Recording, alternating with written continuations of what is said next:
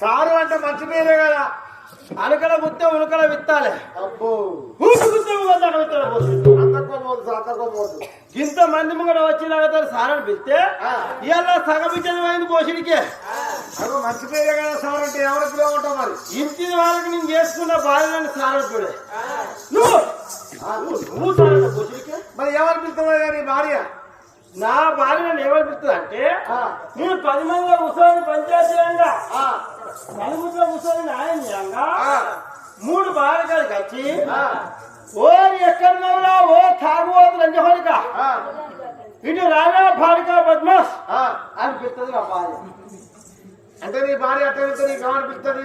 ఎర్రని మిరపకాయ తీసి దాని కొత్త నలిసి సూర్యాపల్లి సమ్మాయి కింద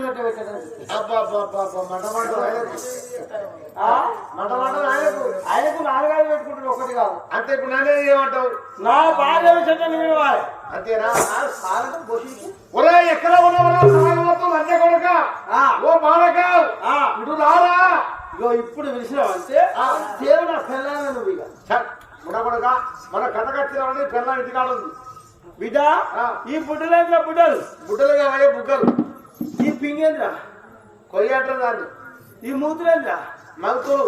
ఆంపులని పిల్లేంద్ర ఆంపుల వేరు.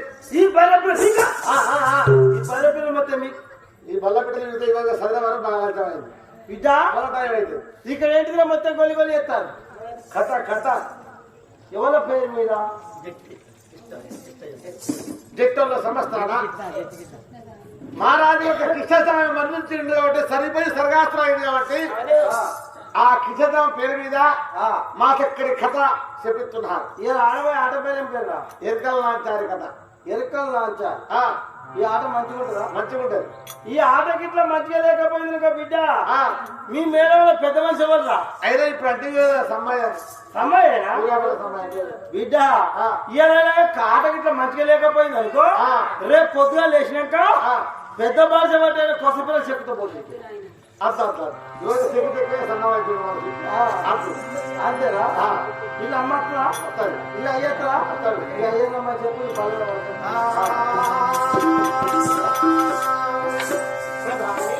అయ్యా తెరవల్లి నా సంస్థానము సభార్మం జరగవచ్చమని కోరుతుంటేవా? తెరవల్లి కథాపురస్తి సభవారం ఎవరిని చెప్పలే మహాప్రభు.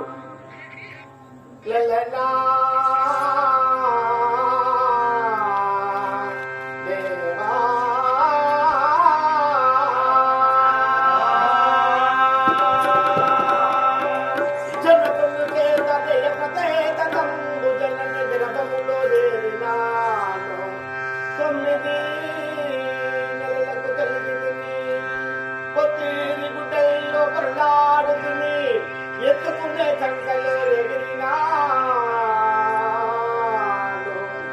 ఆటలాడే బాలులతో ఆటలాడుతుని తల్లిదండ్రి కూడి తరిగరమ్మని పిలిచి విద్యార్థి పంతులకు ఉపజెప్పిని నేరుస్తి ధర్మచేతనములు సకల విద్యలు అతల్లి నాకొక్క అందమైన కబలాన్ని చూచి పొందుగను పెళ్లి చేసి